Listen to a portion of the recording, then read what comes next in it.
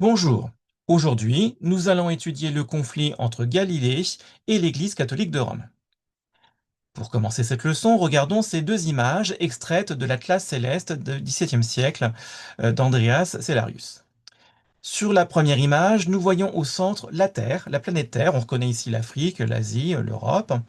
Et tout autour de la Terre, nous voyons des traits. Ce serait en fait le parcours, le trajet des étoiles comme le Soleil, mais aussi des planètes comme Vénus, Mars, etc.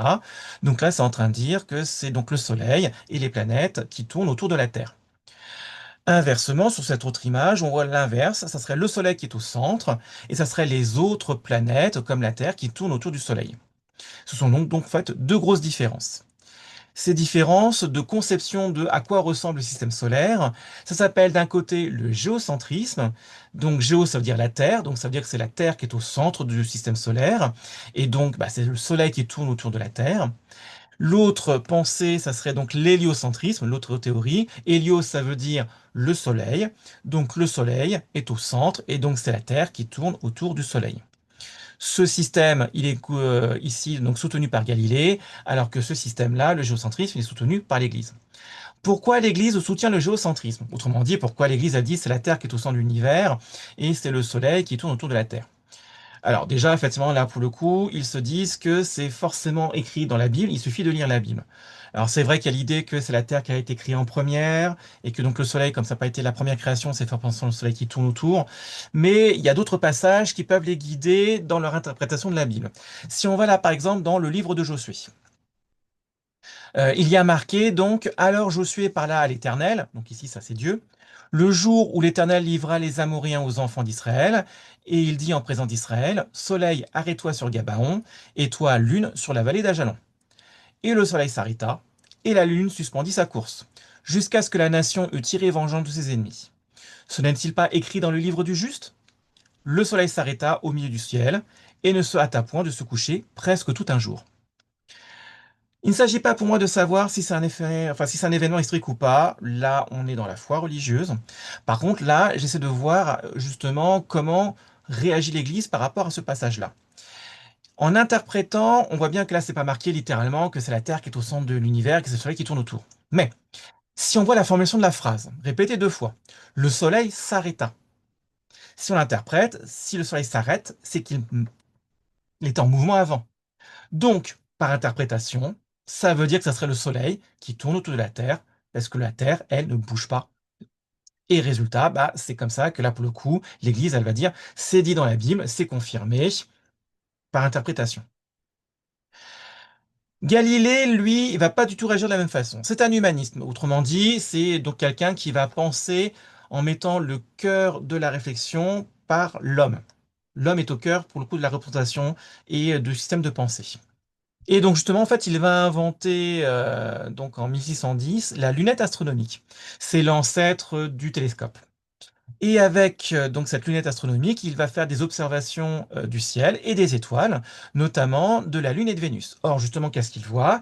Eh bien, qu'il y a souvent une ombre sur donc Vénus et la Lune.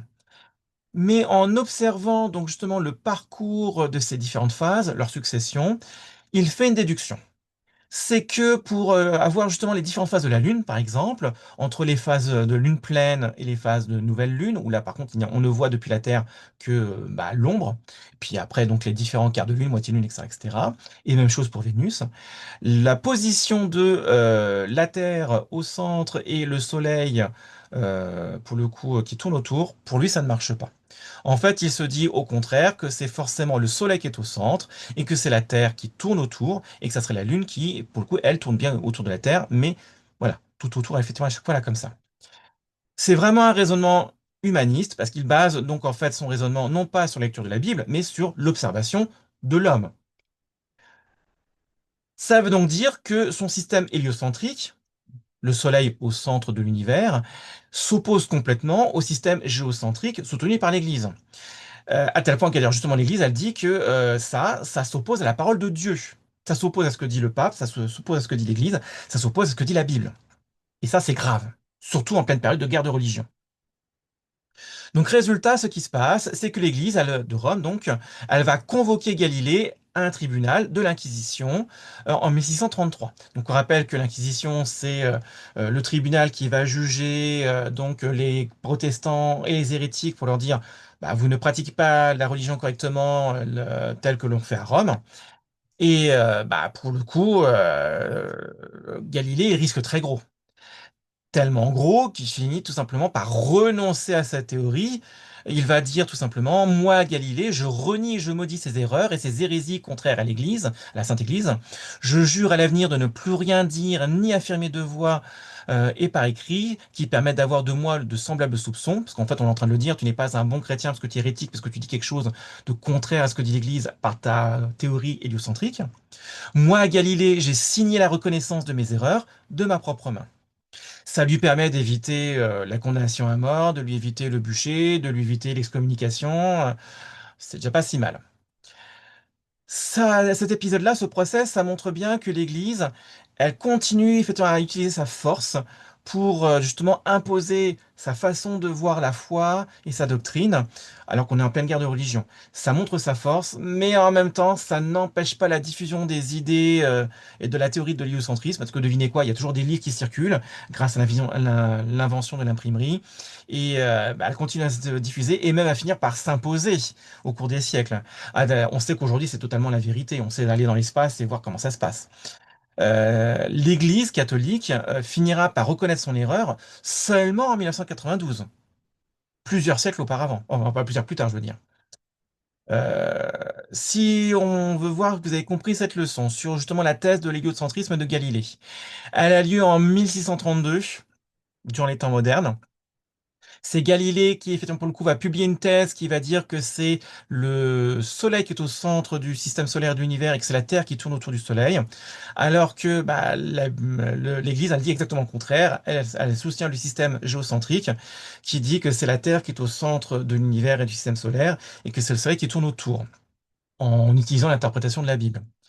Résultat, l'Église, elle n'est pas contente et elle va donc justement en fait, pour le coup, traduire Galilée au tribunal de l'Inquisition en justice. Il va devoir renoncer à sa thèse pour sauver sa vie. La conséquence, c'est qu'effectivement, pour le coup, c'est une victoire au départ de l'Église catholique de Rome, qui pense avoir gagné en imposant ses idées. En fait, ça n'empêche pas la diffusion et bah, pour le coup, surtout après la victoire de la thèse de heliocentrisme, puisque finalement c'est la vérité scientifique, grâce notamment à l'invention de l'imprimerie qui va diffuser ses idées malgré l'opposition de l'Église. Ça montre en fait simplement que l'humanisme, où effectivement pour le coup c'est le raisonnement par l'homme, finit par triompher par rapport au simple raisonnement par la lecture de la Bible, qui peut conduire à des erreurs ici. Pour voir si vous avez compris cette leçon. Vous allez essayer de répondre à ces 6 flashcards questions-réponses. Mettez la vidéo en pause le temps de répondre à ces questions-là. Dès que vous avez fini, vous relancez la vidéo pour voir la correction. Allez, mettez en pause. Donc là, on pense que vous avez terminé de répondre à ces questions et vous voulez voir la correction. Eh bien, c'est parti. Voici la correction. N'hésitez pas à corriger vos réponses si jamais elles sont fausses avant de mettre fin à cette vidéo. Et je vous dis à la prochaine.